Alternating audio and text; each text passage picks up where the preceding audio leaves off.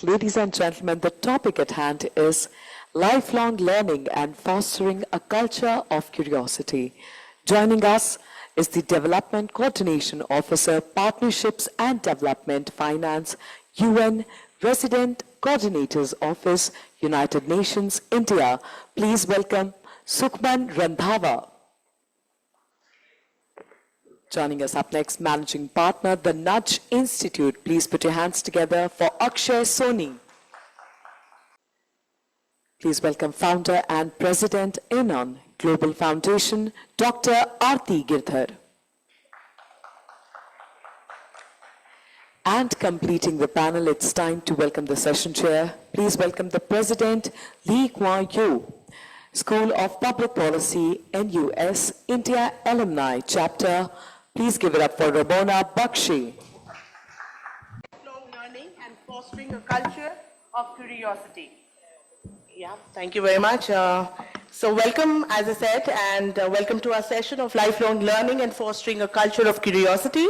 I'm happy to have with me Ms. Sukhman Randhawa, Mr. Akshay Soni, and Dr. Aarti Girdhar. So to set the context, and when we look at the situational analysis, lifelong learning is a very, very important topic. It's a topic that is critical in terms of where we are today to achieve our SDGs and what we want to do as well. So given that context, today's session, we're going to be asking some of our panelists some questions in terms of the importance, how important it is for India in terms of its economic and social development. So my first question is to Sukhman. How does lifelong learning align with the UN SDGs, particularly in achieving the SDGs for India?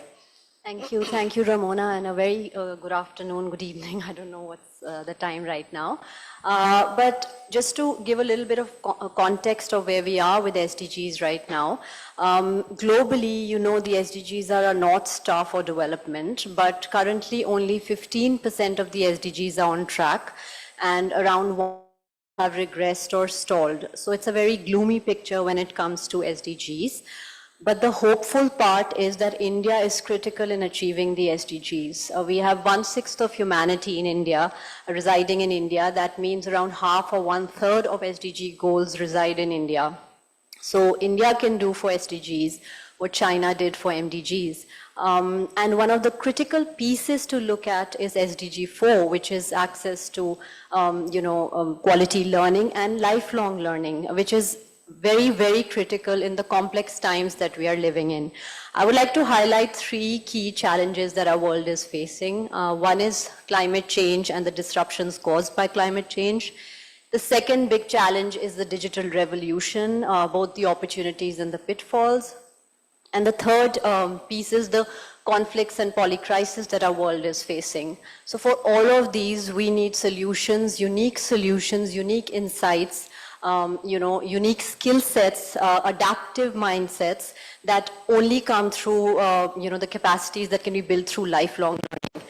And particularly, lifelong learning should be addressed to harness the power of women and also our youth demographic dividend, as well as the aging dividend, because India is at a very crucial crossroads. So I'll stop here and, if you have No, thank you so much, Sukhman, for sharing that context. I'll now like to ask Akshay, what are some of the specific challenges you've observed in promoting lifelong learning among communities in India? And what do you suggest are ways in which we can bridge this gap? Sure, thanks, Ramona. All right, so first up, traditionally, it's a question of privilege.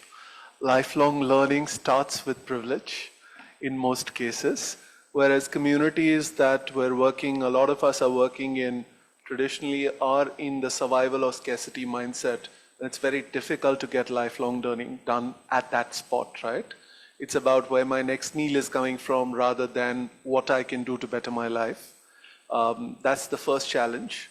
The second one is that very often this set of people at the bottom of the pyramid is told that theirs is not to question why, theirs is to do or die. which is something that's happened over decades, over generations.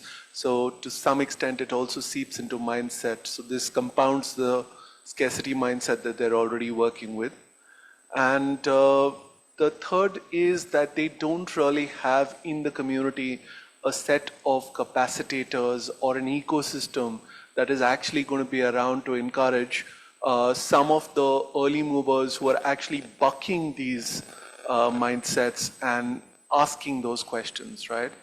So those are the three pieces in terms of where we've seen some level of obstacles to this. In terms of solves, well, for one, yes, we've made strides in poverty alleviation in India. So hopefully some is a function of time from a survival mindset. And various programs, I've seen a variety of people do different things. As an example, when we start on our economic inclusion program, we start with actually giving them food, because then they have the ability to listen and absorb the skills that we're about to talk to them about entrepreneurship, about creating enough income over a sustained period of time. I've seen similar approaches across the place. So I think that's one key element. The other is definitely catching them early.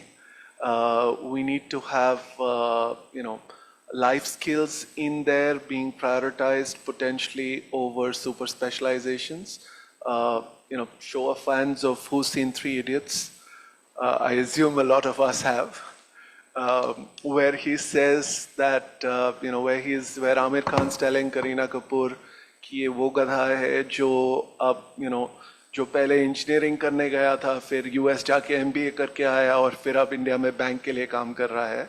We're all pretty much in that set of gadhas, right?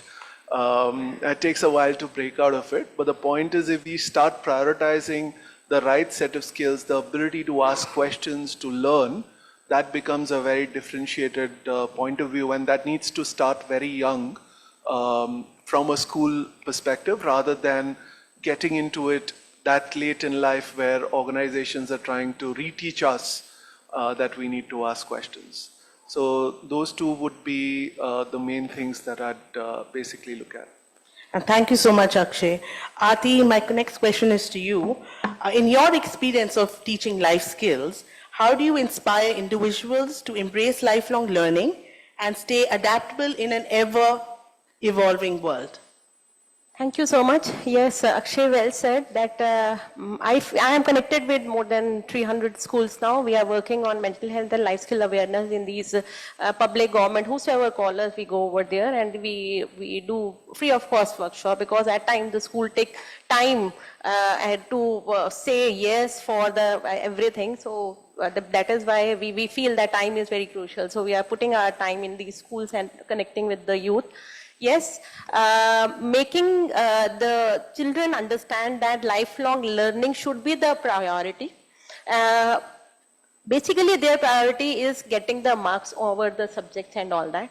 But once we make them understand that the life skill that take a major role in their rest of the life, they are more calmer.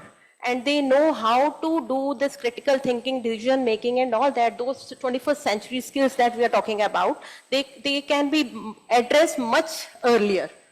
Even, see, the roles have been changed. If I say that in a school, we need to train the children that this is the job of a student, because the job profile has something that you need to work upon.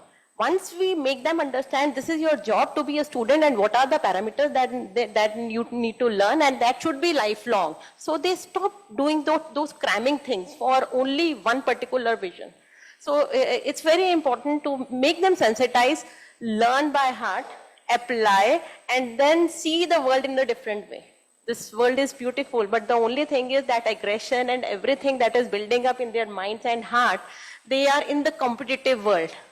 And because of that, they look into, oh, Zomato, quick delivery. Oh, Amazon, quick delivery. That is why our youth is not calmer, not having that, I often say that being bored is good. Because if Sir Isaac Newton was not bored and he was not sitting under the tree, he might have not observed that the apple is falling and gravity was never being discovered. So lifelong learning is like that, where people will come to know that yes, there is an impact and these are the connecting dots in my life that has made a difference. Yeah, thank you. Thank you so much, Dr. Aarti. And when we look at unpacking curiosity and the role of leadership and systems play a very, very critical role. So Sukhman, how can leaders in the social sector cultivate a culture of curiosity within their organization to drive innovation and impact, especially in regards to lifelong learning? Thanks, Ramona. Thank you.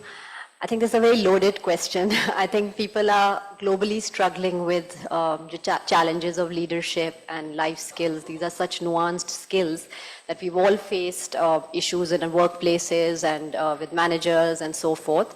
But what I'd like to say is people in the development sector are solving the challenges of humanity. That is like a great, great thing to do. And you know, it's very imperative that international civil servants, for instance, people working in the UN or people in the working in the development sector are equipped with the right skills to solve these problems. Because increasingly these problems are so multidisciplinary, so multi-sectoral, and the skills that we had perhaps even 10 years ago, even 5 years ago, to address some challenges are not going to be sufficient to address the same challenges, because just of how linked they are globally to so many issues that are impacting them.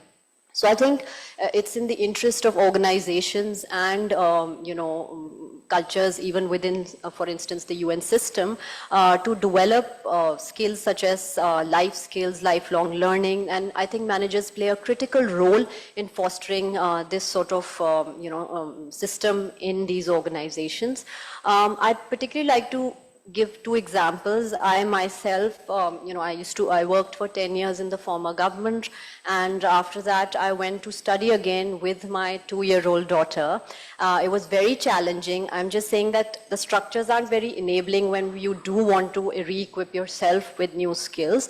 But I went to do another master's, and there was great insights I learned, particularly at that time was around data-driven policy making. It was a relatively new term. Of course, now in the development sector, everybody is talking about it. But that for me was a crucial thing that I learned, and that really changed my mindset on how we were doing policies at that time. So that's just one example. And two, I want to highlight the idea, the case of AI. Right? We are all looking at how AI can make either jobs redundant or even the way we do work different, or just, you know, fundamentally change the nature of the workplace or work. So if we are looking at building skill sets, lifelong learning particularly, we have to focus on new emerging skills which are disruptive, which are innovative, and so organizations do need to focus on how do they equip their workforce with skills such as AI and so forth. But I'll stop here, and you know, if there are any follow-up. Thank you so much, Sukhman. The leadership does indeed, managers, leaders do indeed play a very, very critical role. I know, Akshay, you are a part of the development space. I'm sure you'd like to add in a little bit also to that question. And it'll be good also to hear from you, you know, what systematic changes or policy interventions are needed to embed curiosity as a foundational value in the education and workforce development space in India, apart from, you know, what can leaders do to cultivate lifelong learning within organizations? Sure. Thanks, Ramona. One of the things that you know that I was surprised by when I moved. So after about 18 years of investment banking, I moved to the social sector. That itself was a very interesting learning experience. It took me, I think, a year to get used to the words that I found around theory of change, etc. All of that. So it was, again, you know, it was similar to doing a master's in terms of an immersion. But what I found very interesting was that that we had a policy which was a kick-ass model of recruitment, which was you hire for attitude, smarts, and skills in that order. In investment banking, we hired for exactly the opposite order. It was skills first, smarts after, and we paid enough money for them not to have any attitude, right? So it worked really well. And I realized that that flip, while partly a function of the fact the social sector does not pay enough money and therefore attitude is clearly important if you're not coming in, and we've had discussions around the armed forces also. So if you're not coming in with an attitude to serve, then it's not something that's going to work. But over time, I also realized we also had, and we see this very often in the social sector, you have horizontal movement, right? I ended up for 8-9 month period, very painfully, being head of marketing also, apart from the typical program hat that I wore, and realized a lot of skills are actually transferable, right? In the social sector, we actually do a really good job of utilizing individuals, and if we can keep our mind to that, I think on a constant basis, people are willing to relearn, transfer a set of skills, learn another set of skills, and do something else. And that, of course, also keeps people with us for longer, right? Every organization is looking for that. So that's my point on that one. Just to go back to your second question. See, one is just the fact, and Sukhman also just alluded to that when she was talking about AI. I've heard anywhere between 80 to 97% of jobs will disappear in the next 10 to 15 years, right? Everyone's heard that. So what are we going to bring to the table becomes the large question. And that has to be that attitude of learning, that ability to make that intuitive leap, which today technology can't do, right? It might get there, and then we'll have to figure out something else. But as of today, that is something that tech can't do, and that is something that we are uniquely qualified to, but provided we are constantly willing to relearn and reskill ourselves, right? When I was growing up, then searching on Google was actually a skill set. Now it's actually ChatGPT prompts, and that is emerging as a skill set. So can we learn, can we get into that? Because proposal writing, making PowerPoints is done. There are free apps available for doing that. That was a skill set that I learned early up in my days. I worked very well in investment banking, more form than substance, but I don't think that works any longer. So we'll have to constantly change. And the last piece in there is basically is also upskilling the teachers, right? And changing the system. From a policy perspective, it is critical for first policymakers to talk to industry and find out why industry doyens who've created thousands, tens of thousands of jobs actually go out in the paper and say that 80% of India's engineers, the cream of the crop, is unemployable. That's a pretty big statement, and it's been around for a while, right? So, and more than one industry leader has said this. So, design thinking, go back to the people who employ, find out what are the skill sets that are required, and I guarantee you, constant relearning, reskilling, upskilling is something that's going to come back from the industry. So that's definitely one. The second is to get teachers to learn that in terms of the fact, and again, I am not holding teachers responsible. They do a job that I wouldn't touch with a barge pole, and full respect to all the teachers who've suffered with me over the years. But the point is that the system prioritizes rote learning. It still has not come to a place where case studies are critical, etc. I'm not saying there's not movement, there is. When I was a child, we had to write down every date in history, right, and memorize it. And now when the teacher told me a few months back for my daughter, dates are not necessarily, she just needs to remember the chronology, I was impressed, right? We are moving. It's taken a long time for us to move that distance, but the point is it's in the right direction.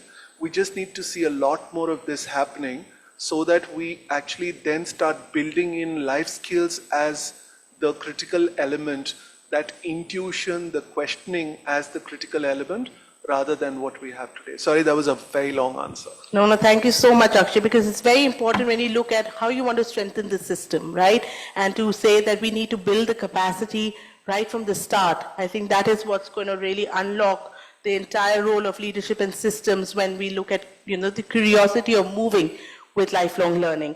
Dr. Aarti, there's a lot of work you do in life skills education. How do you perceive leaders and systems that can foster an environment where curiosity drives innovation and growth? Thank you so much. First of all, before answering, I just want to ask the question from the audience. How many of you like to listen to the stories? Almost everyone. Agar main kahun to we are the putla of stories, where we get engaged ourselves. So the kind of curiosity that can be developed is basically through the stories. In fact, if you see the organizations also, when they conduct the trainings and all that, lot of motivational speakers talk about the stories that happened in their life, and that is why they are applying it. So it's very important. We need to see, we all are individuals with our own creative minds. And some people who have the attitude not to learn, they can never become a lifelong learner. But those who have the attitude, please work on them and then see the difference. Because I often say that, because one of the principal told me that I put a lot of effort in connecting with the adolescent, but she said, Aarti, tum jitne marzi baar aa jao, but this generation is a thankless generation. I told her, ma'am, we are a generation who is very resilient. Doesn't matter, let them be thankless. I keep on coming, and one day will come when they will say thank you to me. So that is what the attitude of us being resilient, and we need to develop this kind of thing in our youth, as they are surrounded with a lot of information, and this information, whatever they are absorbing, they are just vomiting out. So it's very important. We need to take them back through these stories that have a long-lasting impact on them. That is why even at a highest level of leadership, please narrate certain stories that may have the connecting dots in the young minds or the old minds. So it's very important. Yeah. Well, thank you so much. Resilience is very, I think it's utmost importance. And when we're looking at change, building collaborative frameworks is also a very essential aspect of, ensuring lifelong learning amongst learners and amongst professionals and amongst each one of us here in the room. My question to you is, Sukhman, there's a lot of great examples of, work that's being done. Can you share with us some examples of cross-sectoral collaborations that have significantly advanced the partnerships that are working towards lifelong learning?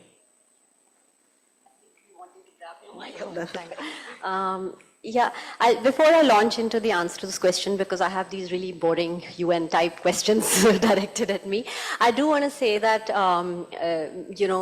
someone once told me that birds are evolutions of dinosaurs. They are adaptations of dinosaurs, right? It really stayed in my mind, and that the same person told me that we have a lot of focus throughout life around outward learning and less around inward learning. And I don't mean this in a spiritual sense. I mean this in trying to understand yourself as an individual, responding to situations, and to your point of resilience. These are qualities that are not inculcated enough in our systems, and these are qualities that stand by you in moments of crisis, whether professional, whether personal. So I think that is something in life skills, lifelong learning, that should be constantly be there for people to access, in the world.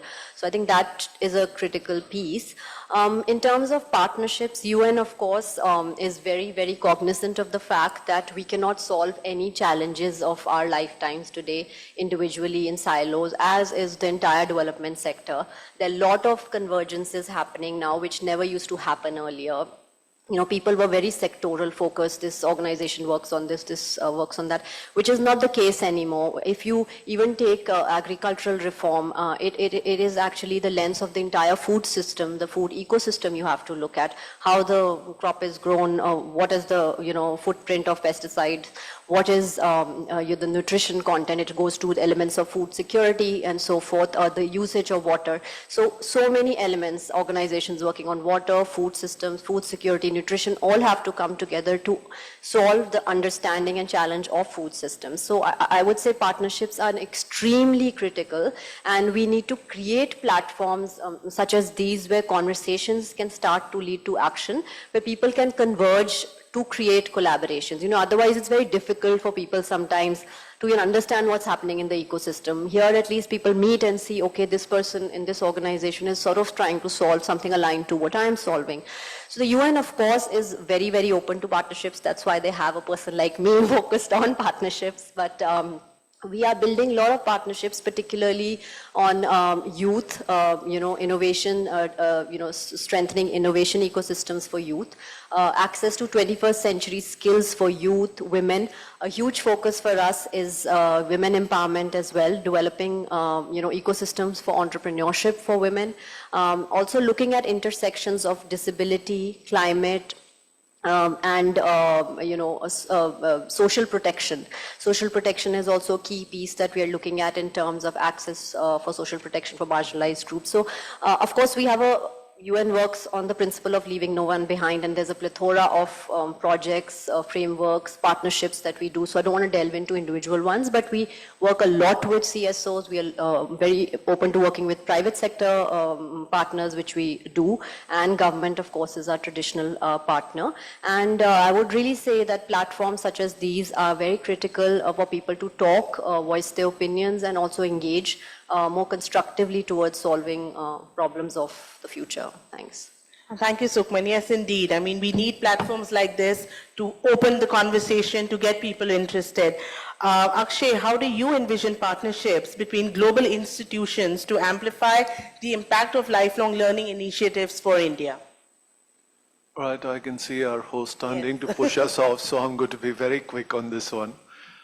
Two main things. One is that global institutions like the UN and others actually get to see various models. In the social sector, very often we start wearing blinders and get very focused on our solution. I think it's very valuable to see learnings from elsewhere, places like Africa, etc. I'm not talking about transplantation of even when Flipkart got the Amazon model, they introduced something that was critical for India, cash on delivery. Because we did not believe that someone's going to give us something after we've already paid the money, right? When Amazon came to India, they also adopted cash on delivery. So it's not pure transplantation, but we can pick up those learnings, and international institutions are best placed from a partnership perspective to bring those learnings to us with some flexibility.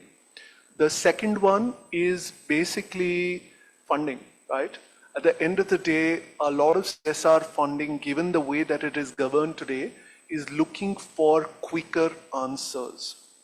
So their ability to experiment is much lower. The government's ability to experiment is extremely low, right? So we need to prove pilots at scale and POCs before we can get the government to actually adopt this and take this to scale. So therefore, if the institutions could actually bring in maybe a revolving pool of money, right? We can do blended finance. They get their money back when it is proven, and if it doesn't, then that's the money that's gone. But that's the point of experiments, right? That advantage basically is something that they could bring in and accelerate the process. We'll get there, but they could basically save us decades of, trying to get that money out and doing those experiments. And then finally, of course, helping the social sector again to partner with government, take these POCs to scale, because at the end of the day, no one in this country or any other country for that matter has the kind of distribution infrastructure that the government has, and therefore that's where we'll have to go finally. Yeah, absolutely. Pilots for scale. I think that's very important, and there's a lot the government can learn, and even the the power of partnerships. It's all about what are some of the ideas that can be tested and then taken up to scale. Thank you so much, Akshay, for that. Though we're speaking from a power of partnerships perspective, Aarti, how do you see individuals being empowered to, basically contribute to collaborative frameworks for driving meaningful change in communities that they serve in. So from an individual perspective, it will be good to hear your thoughts on, collaborative frameworks for change. Yes, since we deal with the youth again, we focus basically on networking among them because there are so many youth who are bottling up the things and they are not ready to learn and unlearn, as Akshay has said. That is very important to make the children understand as this world is changing at a very fast pace. So we need to accept that kind of changes that are happening. And as a result, this is only possible when we collaborate and we discuss the things.